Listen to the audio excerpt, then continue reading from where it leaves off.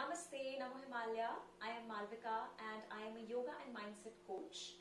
I have been certified as a 500 hours advanced yoga teacher trainer.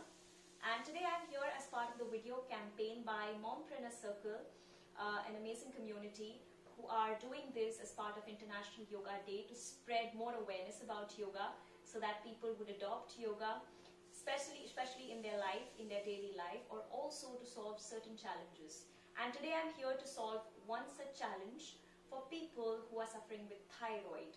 Okay, so today I'm going to talk about 5 to 6 yoga asanas for thyroid.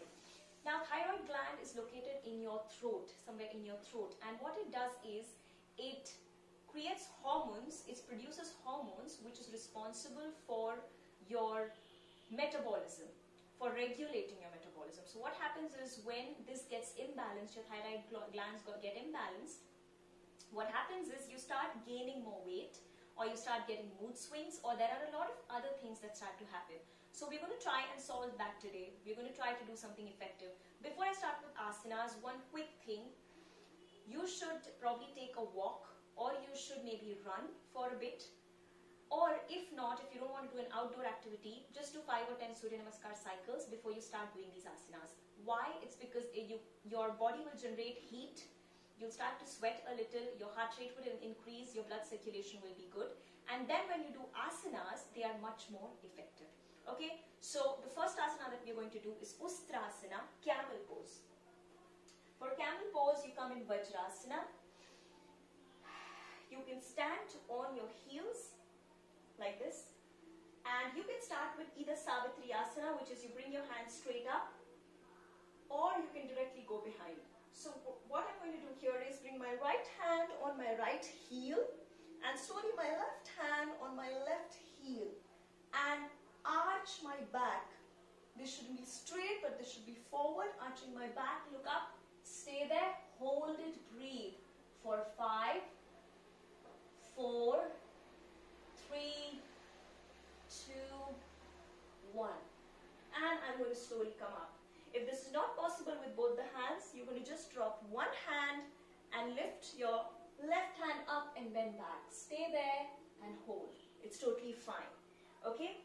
So the next asana is Adho Mukha Svanasana.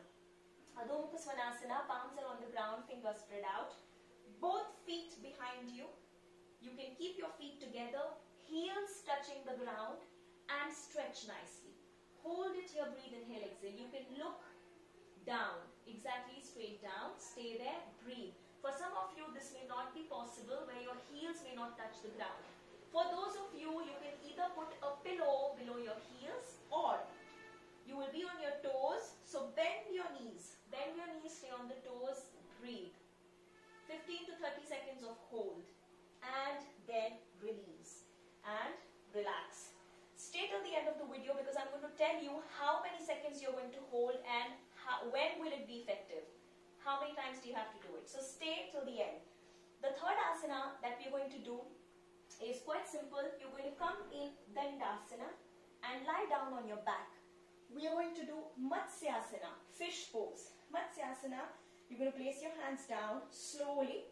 You are going to just lift your head and try to put it on the ground. Arch your back nicely, stay there. Relax your shoulders, hands on the side. Stay there, hold it, breathe. This is fish pose. Nice, 15 to 30 seconds, hold, breathe, and slowly relax. The fourth asana that we are going to do is Pada Uttanasana, simplest asana. You have to lift your feet straight up, 90 degrees up. Stay there, hold it, breathe. If you want to make it more effective, point the toes towards you, hands on the side. Some may not be able to keep your feet up without support, so you can just slightly give it support, but otherwise try to keep it on the side. Hold it, breathe.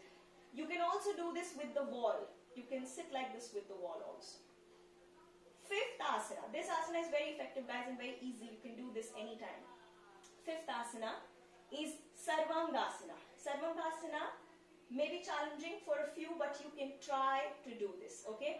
So Sarvangasana, you're going to lift your hips up and lift your body slowly up on your hands. And this is more like a shoulder stand, supported shoulder stand. Point your toes nicely up. Stay there, hold it, breathe. The more straighter your body is, the more it will affect your thyroid gland. Stay there, hold it, breathe. You can also close your eyes if you want and take deep breaths. And slowly, just like you came up, you will slowly, with support, come down and relax. And don't come up yet. After you've done with 5 asanas, just relax your body here in Shavasana. Let the effect take place in your body. Just rest. Don't get up for 1 or 2 minutes. And slowly then you can turn towards your right side and come up. Now, how long are you going to do these asanas for? When will it be effective? You have to practice this for 3 to 4 weeks for it to start getting effective. How many times? Every asana you are going to hold for 15 to 30 seconds. And you are going to do this 3 times. Not in a day, but just once when you're doing it a day. If it's morning, you hold it for 15 to 30 seconds 3 times. All the asanas. And then you can repeat this every day, morning and evening. Got it? Every asana 15 to 30 seconds. And you can repeat 3 sets of each, and you can do it both times of the day for 3 to 4 weeks. You can of course continue, but you will see results after a month. Okay? So guys, that was today's session. I'll just repeat the 5 yoga asanas again. Number 1, what did we do? Ustrasana, camel pose. Number 2, we did Adho Mukha Svanasana, downward dog. Number 3, I guess we did Matsyasana, fish pose, yes. Number 4 was Pada Utthasana with legs up. And number 5 was Sarvangasana on your shoulders. So, thank you guys. I hope you enjoyed the video. And I hope you practice it, and I hope it serves the purpose. Thank you so much. Namaste.